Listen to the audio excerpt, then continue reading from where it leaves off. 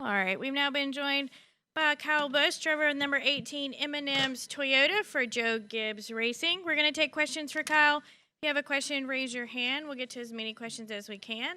Who would like to kick us off? All right, we'll start with Bob.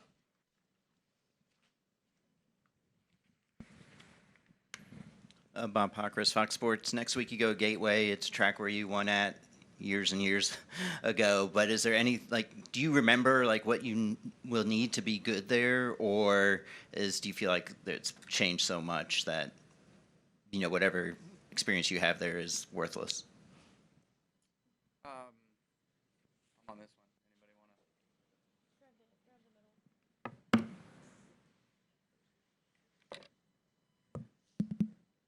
one. Would say that, just being able to run there before, having an idea of the racetrack itself, would give you a little bit more than maybe somebody that's never been there before. But honestly, having a normal practice weekend, I think that it'll kind of shake out pretty evenly at the end of the day. So look forward to getting back there. It's been a long time, and hopefully it's not too hot.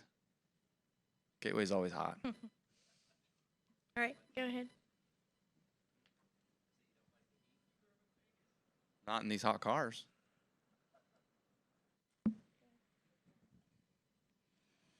Hey, Kyle, Trent with FrontStretch.com.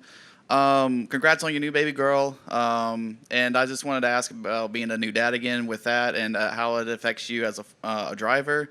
And if you're more prepared this time around than you were the first time, with your racing and being a dad and all that stuff. Yeah, no, it's been great. It's been really exciting and having a chance to welcome a newborn into the world. So it's been fun. Obviously, she's a baby, so to be expected. Crying and up in the middle of the night doing some feedings and things like that. But nothing different than what I recall from the time when Brexton was that small. So just taking care of her. Thankfully, mom's helping out a lot, especially on race nights, taking care of the duties, and then I get to help during the week, and we share in that. So all good. Brexton's being an awesome big brother, and he's been a part of this journey since the very beginning, and wanting a baby sister, praying for a baby sister. So now that she's here, it seems to be complete, and all's healthy, so all's good. All right, our next question. Josh Slate, Behind the Wall Media. So last week, I feel like we got a lot of negative feedback about the All-Star race in terms of activity on track and I guess passing as a whole. With the LA Clash, or the Busch Clash in general, being kind of like a star-studded field, do you feel moving forward that an All-Star race is necessary, or could a Busch Clash race be NASCAR's version of the All-Star race?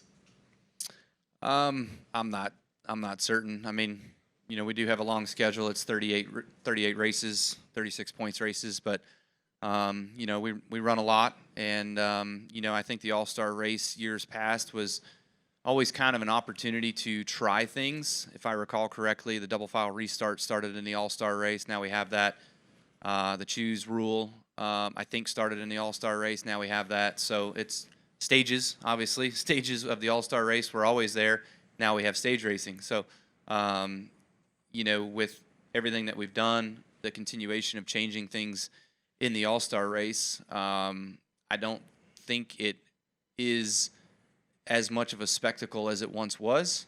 Racing for $1 million is cool, but I think when it became racing for $1 million was a big deal, and it still is to the younger guys, the William Byrons and the Ross Chastains and those guys of the series, but I don't know that it still has its luster. So that's just my opinion, but I agree with the on-track action was a bit difficult. All right, Lee, go ahead. As aggressive as the competition was at COTA, it just seemed like, slam bang, kind of, not traditional in a road racing sense. Is that track or is that car, and do you expect the racing to be that, aggressive once we get to Sonoma? I would expect it to be just as aggressive. I think the car lends itself to that. Everybody knows all these cars are the same. We buy them all from the same place, and so it's up to you to make it go. And so they're going to push their limits, and they're going to push the car's limits, and sometimes that's into each other. And I think you'll see the same such happen at Sonoma. Your brother was talking about what a great resource Millbridge is for up-and-coming racers, and that these kids are doing things in their early teens or, even at Brexton's age that you guys would have never even, contemplated. How have you seen that place grow just in a short period of time that you've been taking Brexton there? I don't know what the growth pattern of it exactly is, but I don't know what their car counts were before we got out there, but since we've gotten out there, it seems like car counts have definitely grown in our classes. Cadets, I mean, they have 28, 30-something cadets on a nightly basis, 30-something beginners, and 30-something box stocks, So right there, that's 90 guys, 90 cars in just those classes. And then the next night, obviously, we have nothing to do with, which is the micro scene, which is certainly growing, 2, 3, 4-fold here on the East Coast. And so it seems like almost every NASCAR driver is out there running now with the micro stuff. So, they're doing a really good job out there. They do a quick show, which is nice. We've been to some of these other places where they draw it out for 6, 7, 8 hours, and there's no need for that.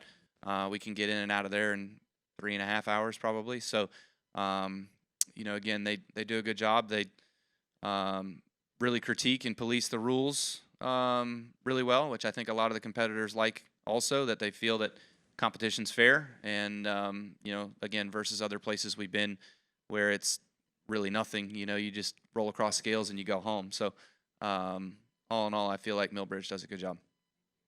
All right, we're going to take one final question up front here.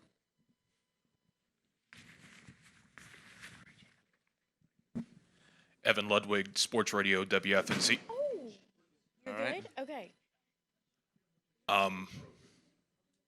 I was just wondering, with this Coke 600, it being on 1.5 miles, the sweet spot for these tires seems to be about 30, 35 laps before problems start to ensue. I mean, with this being a 600-miler, what is the balancing act, and how big the balancing act is to make sure your tires are there for the end?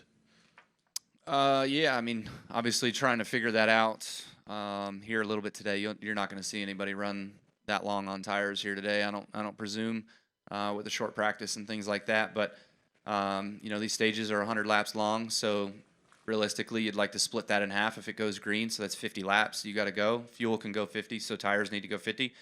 But some guys might double stint it depending on what fall off looks like. So obviously that would be pit at 30, pit at 60, go to the end, pit at 35, 70, whatever. So it just kind of depends on what all that looks like lap time wise and fall off wise. But overall, it's kind of an unknown to me right now. All right, Kyle, we appreciate you spending some time All with right, us. thanks. Best of luck this weekend.